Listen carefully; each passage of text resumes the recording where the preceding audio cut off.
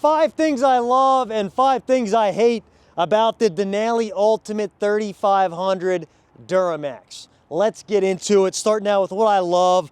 Number 1, guys, in a 2024 and newer 3500 Denali Ultimate, you have from factory a 1.5-inch lift. Compared to a 2500, this 3500 sits 1.5 inches taller, and that is because it gives you a heavy-duty front springs, right, or front shocks is what they are, and an extra leaf and helper spring in the rear. But that is what I love. From factory, this truck sits up 1.5 inches taller than a 2500, and that is only 2024 and newer. That's awesome, and again, the reason I love it, you can go throw a bigger tire underneath it. You can fit a 35-inch tire under that truck, stock, right? You can fit an aftermarket wheel under that truck, stock. You don't have to do a leveling kit. You don't have to do a lift. That is all factories, right? So number 2, what I love about these trucks is that they now offer a power running board standard on this trim, right? So the power running board on this Denali Ultimate is a standard option. You're getting it on every single one of them. You don't have to pay extra for it. I mean, you are paying extra in the package, but for that power running board, it is standard. And compared to the power running boards on the 1500 GMs, this is a way better design. It is a low profile board, it's slim, and when it folds back up in, it tucks in there nicely. The 1500 power running board is like a cube that comes out, and they don't, like, again, compared to this, when you step up into it, right, it's usable. But the 1500, the power running board comes out like up here. You have to step way up. Love those boards and how they designed them. Number 3, in a 3500, in a Denali Ultimate, you have 3 bed options. You have a 6.8-foot bed, you have an 8-foot bed, and you have an 8-foot bed dually option, right? All in a 3500 Denali Ultimate trim. And the reason I say that is because, guys, in their top trims, right, General Motors in the AT4X, they only have a 6.8-foot bed option.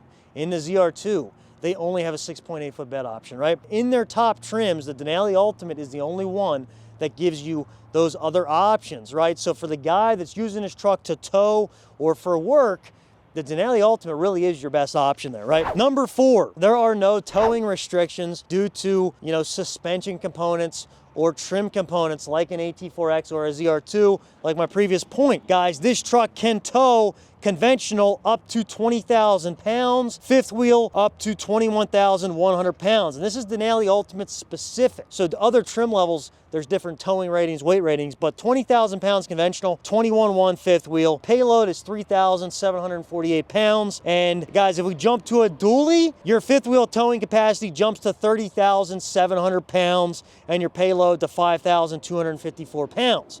But guys, that is insanity. So in this 3500 Denali Ultimate, luxury trim level, but max towing capability, no restrictions there. And then guys, number 5, what I love about this truck is the overall look of it. This right now, the only thing aftermarket with this truck is the tire. That is just a little bit bigger tire on that truck. It's a 35-inch tire. That is a factory 22-inch wheel, an all-black factory wheel. The Vader Chrome front end, which looks freaking awesome. Paint matched bumpers, Vader Chrome lower piece, Vader Chrome here. You got LED headlights and fog lights. But guys, my point being, there's not a ton of chrome on this truck. It's not too much chrome. It doesn't have the old man look. It has a sleek freaking look to it, and it is just a great looking stock truck. And that is honestly my favorite thing about this truck is you don't have to do too much to it to make it look amazing. That's what I love about it. Let's get into what I hate. First thing I hate, guys, is that in their top trim truck, in the Denali Ultimate, all they're giving you shock-wise is a basic Rancho shock. And you can see there, it's the red shock cover, but front and rear, it's just a basic Rancho shock. You go to an AT4X, you go to a ZR2, you get their Multimatic DSSV shock, which is freaking awesome. But you go to a Denali Ultimate and you get a Rancho shock, right? It's not a high-end shock, it's a basic shock. And Ford has their trimmer package on any trim of their truck, and that trimmer package gives you a better shock, gives you better suspension components.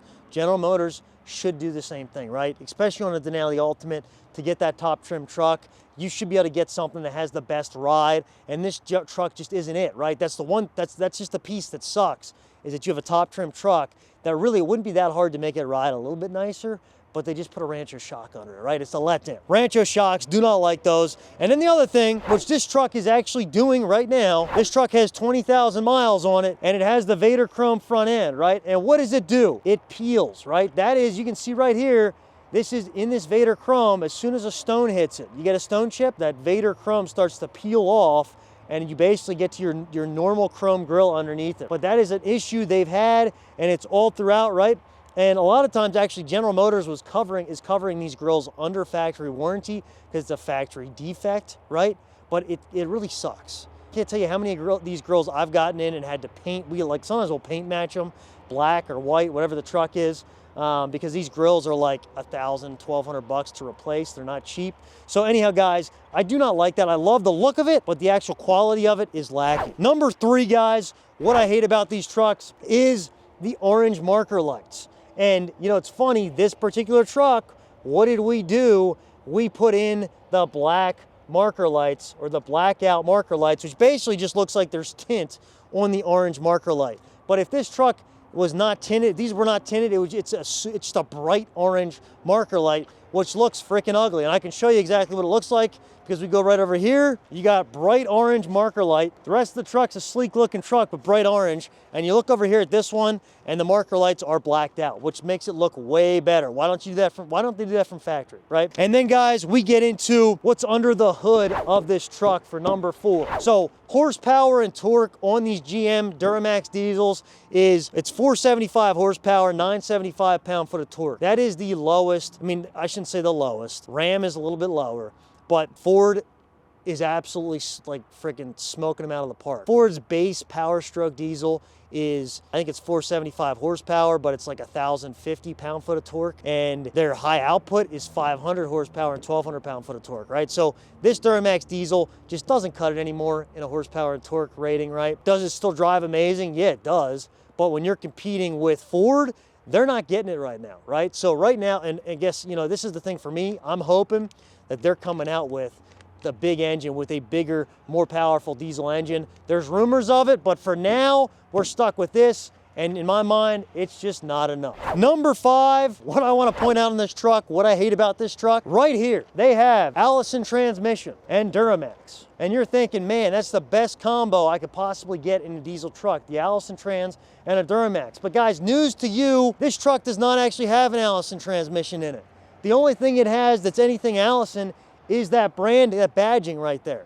This truck does not have an Allison transmission, and it hasn't since 2019. So 2020 and newer, all of these GM diesels, they do not have an Allison transmission in them. They just have Allison badging. And the only thing that GM is doing, basically, they were paying Allison to allow them to put the badging on these trucks, and they send the blueprint of their transmission, of the transmission that they've designed, to Allison to approve, or to say, hey, it's a good transmission.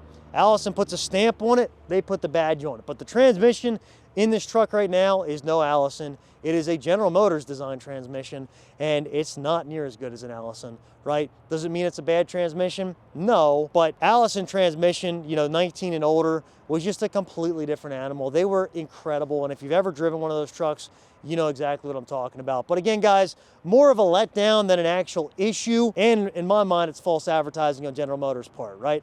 Don't like that. So anyhow, guys, 5 things I love and 5 things I hate about this GMC Sierra 3500 Denali Ultimate. Thanks for watching. Be sure to hit subscribe for more content.